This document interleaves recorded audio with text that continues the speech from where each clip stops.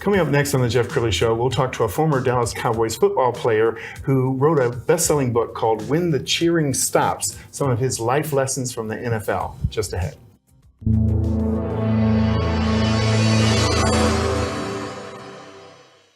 Many are predicting that the worst is yet to come, which is unfortunate, said one person here.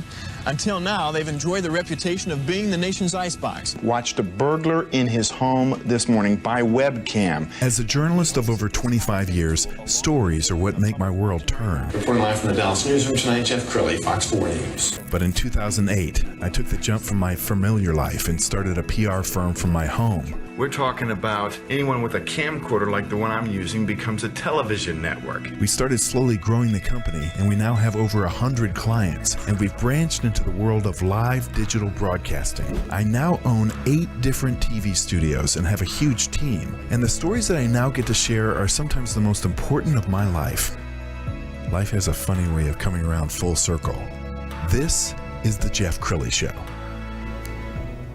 Well, I admire anybody who can get to the NFL. That describes like 1 in 10,000 children on a playground dreaming of their football career one day.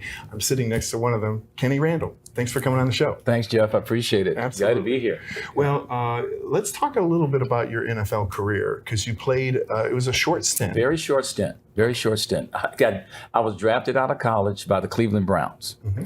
Interesting story. My roommate was drafted, third player picked in the draft. He was from Cleveland, but went to the Giants. So he teased me unmercifully that I was going to Cleveland. And I left Cleveland. I didn't make the team. I was like the last cut.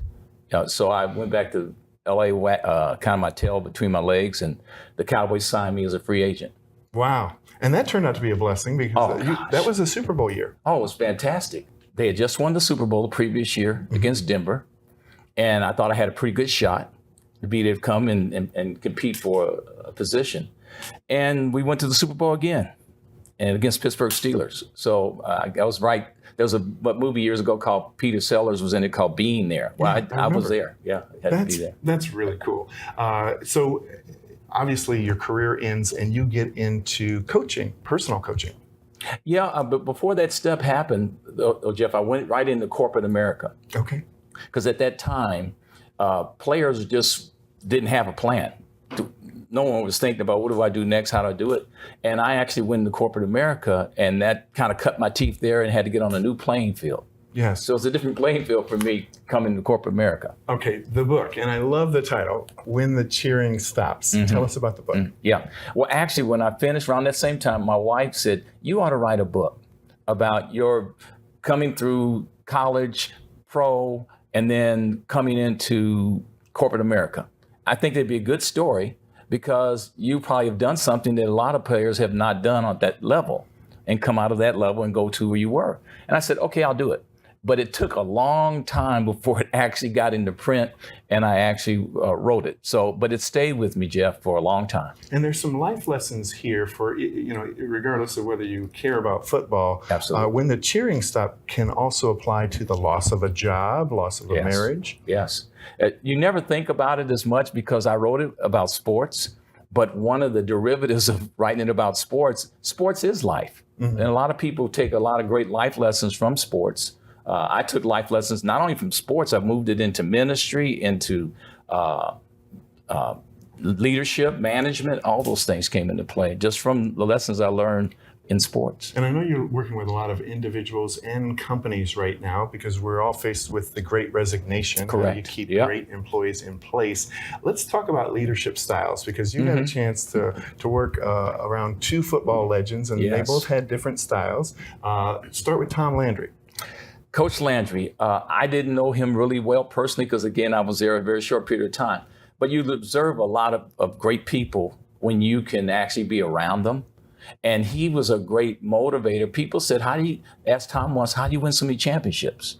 And he answered and said, I just get people to do what they don't want to do to have the success they say they've always wanted. Yes. And he was leading, I don't want to put words in your mouth, but players were afraid of Tom Landry. Oh, yeah, because you didn't know really where you stood until he told you where you stood. And I'm sure other players had a lot of closer experiences with Tom. But I just respected him so much because he was a legend. He was a legend when I came onto the team that year. Okay, Roger Staubach's leadership style. The kind of guy you'd always want to take into battle, because you always knew at any time during the game he could win it.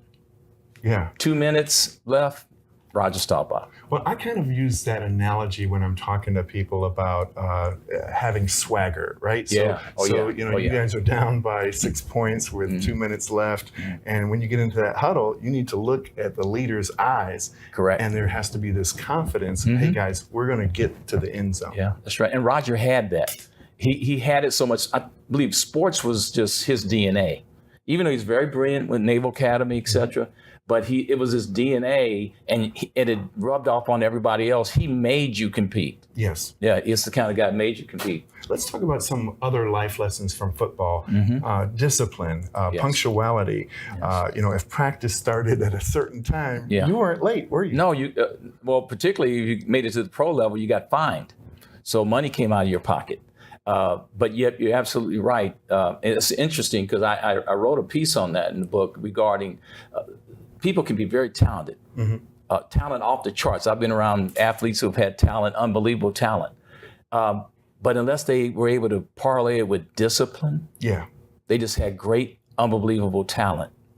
And what I find people really admire is that you can take that talent and now put it into a discipline form and to take you further. How about teams that play really well together? Because you've probably been around teams in your career that were not cohesive. Everybody was out for their own stats or whatever, and then there's teams that really just come together because there's a camaraderie. Yeah, I believe it's just leadership. That term can be overused so many times. Oh, it's always a great leader, and I believe it because the greatest need today is leadership. In every realm of society, particularly in sports, though, because you'll find teams that have, I won't call them average players, but maybe not superstars. Right.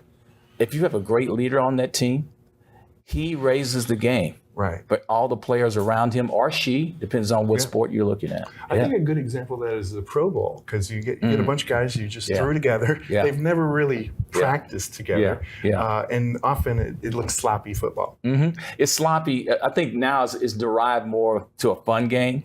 During my era, it was fun, but yet these guys were competing kind of hard because they wanted to come out of that saying that they were as good as they were called to be a part of that group. So you find that in the All-Pro, Pro Bowl. But it's you still had great coaches, and everyone knew who those coaches were. Well, I think your skills are probably more called for today than before the pandemic, because all of these bosses who were used to leading physical companies suddenly had to lead remotely, and so there's a lot of people who are now in this hybrid situation and they're trying to bring the team together. What are some words of advice you would give for the leader who is kind of struggling post-pandemic? I would say, we all have a job, right? So companies are run by numbers, but you won't have numbers if you don't have the people. Yes. So I've told leaders in organizations that focus on your people. And if you focus on your people and bring your people skills to the table and begin to lift your people up and begin to let them know they're a part and they're an important part of your organization, then you won't have that much of a great resignation. You would have a great retention. So now you retain the people that you have as opposed to losing them because they felt like you didn't care. Yes. All right, we've got a short time left. What do you want to leave the audience with? Final thoughts. I'll go back to my book. It's about transitioning. In life, there's always going to be transitions. There's transitions from sports to now moving into another area of specialty. There's transitions in marriage. There's transitions as a CEO, and no longer how you transition every element or a place your life takes you. And that's what the book is about, transitioning. Of course, it's from a sports perspective, but it certainly applies to everyday life moving forward. Outstanding. Let's leave with the website. It's in construction. So right as I'm speaking, we're finishing the website. Okay. But I do have my digital business card for someone who wants the book. They can go and get in and acquire the book. Outstanding. Kenny Randle, thanks for coming on the show. Thank you, Jeff. That's it for now. We'll see you next time.